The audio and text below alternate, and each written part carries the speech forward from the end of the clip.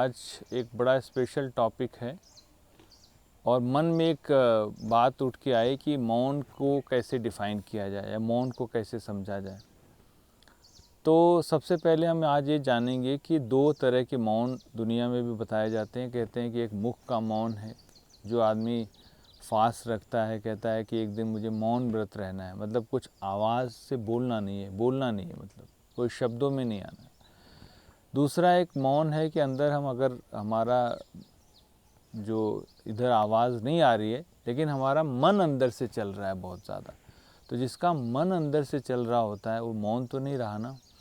ऋषि मुनि तपस्वी हमेशा जंगलों में जा कर के मौन साधना करते थे, का मतलब इतने समय तक वो बैठकर तपस्या करते थे और उसको बहुत अच्छे से साधते थे।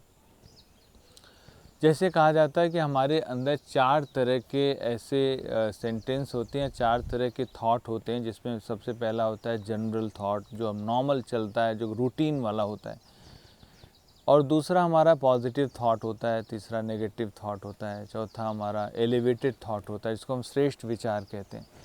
तो हमारे अंदर श्रेष्ठ विचार तो चलते ही नहीं, हमारे अंदर ज़्यादातर या तो जनरल विचार चलते हैं या तो नेगेटिव चलते हैं। अगर बहुत रेयरेस्ट ऑफ द रेयर हैं, जो रेयरेस्ट ऑफ द रेयर्स हैं, जो ज़्यादा से ज़्यादा पॉजिटिव कुछ सोच लेते होंगे, लेकिन हमेशा पॉजिटिव कोई नहीं रह पाता है। तो एलिवेशन की थॉट तो बहुत कम है, जैसे कल्याणकारी विचार, सबके लिए अच्छा सोचने वाला विचार। तो जब ये वाले विचार हमारे अंदर ज़्यादा से ज़्यादा होते हैं, तो इन विचारों के ज़्यादा से ज़्यादा होने से हमारे अंदर मौन ऑटोमेटिक आना स्टार्ट हो जाता है। जितना श्रेष्ठता उतना साइलेंस।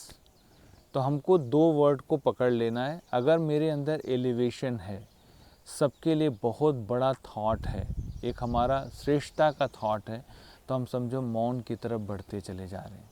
क्योंकि जो जितना ऊंचे, जैसे कभी आप देखो जब आप उड़ते हो हवा में, जैसे प्लेन में आप सफ़र कर रहे हो, हवाई यात्रा कर रहे हो, तो उस समय आपको नीचे का कैसा सब कुछ नज़र आता है, बहुत छोटा छोटा नज़र आता है। ऐसे जब हमारे विचारों की ऊंचाई बहुत अच्छी होती है, श्रेष्ठ होती है, तो हमारे शब्द, हमारे जो साइलेंस है हमारा, वो बढ़ता चला जाता है। तो इसलिए लोगों ने मौन को दूसरी तरह से डाल दिया कि कोई चुप हो जाए या काफ़ी दिन तक ना बोले तो मौन है। नहीं, वो एक शारीरिक प्रक्रिया है जिसको आपने थोड़े दिन के लिए कर लिया, लेकिन जब तक आपके अंदर विचार शांत नहीं होंगे तब तक आप मौन नहीं हो सकते। और विचारों को शांत करने का सिर्फ एक तरीका है, वो है मेडिटेशन। और वो राजयोग मेडिटेशन के थ्रू ही हो सकता है, क्योंकि राजयोग मेडिटेशन एक ऐसी प्रक्रिया है जिसमें सबसे पहले विचारों को ही चैनलाइज किया जाता है, उसको तराशा जाता है, कैसे विचार कब क्रिएट करने हैं वो बताया जाता है। सुबह अर्ली मॉर्निंग उठ के हमको श्रेष्ठता वाले विचार क्रिएट करने, कहते हैं जैसा हम सोचते हैं वैसा बनते जाते हैं। लेकिन यहाँ पर यह है कि जैसा हम, मतलब सोचना तो है लेकिन अच्छे से अच्छा भी तो सोचना है।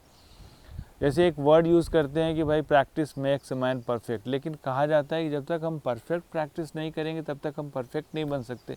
ऐसे मौन के लिए भी परफेक्शन का सबसे बड़ा स्वरूप क्या है कि मुझे उन विचारों को क्रिएट करना है जो अच्छे भी हों, पॉजिटिव भी हों और श्रेष्ठ भी हों। तो ऑटोमेटिकली हमारे मन में शांति जनरेट होना शुरू हो जाएगी और वो साइलेंस कंप्लीट मौन की अवस्था मानी जाएगी, उसे ही मौन साधना कहा जाएगा। तो इस तरह से आप अपने विचारों को नई तालीम देकर, नया ज्ञान देकर, श्रेष्ठ बनाकर, अपने आप को एलिवेटेड बनाकर मौन की तरफ बढ़ सकते हैं। तो इन्हीं शुभ भावनाओं के साथ, शुभकामनाओं के साथ हम चाहेंगे कि आप भी ये साधना करके देखें और राजयोग मेडिटेशन की प्रैक्टिस करें, तो ऑटोमेटिक आपके विचार श्रेष्ठ होते जाएंगे और आपको मौन फील होगा।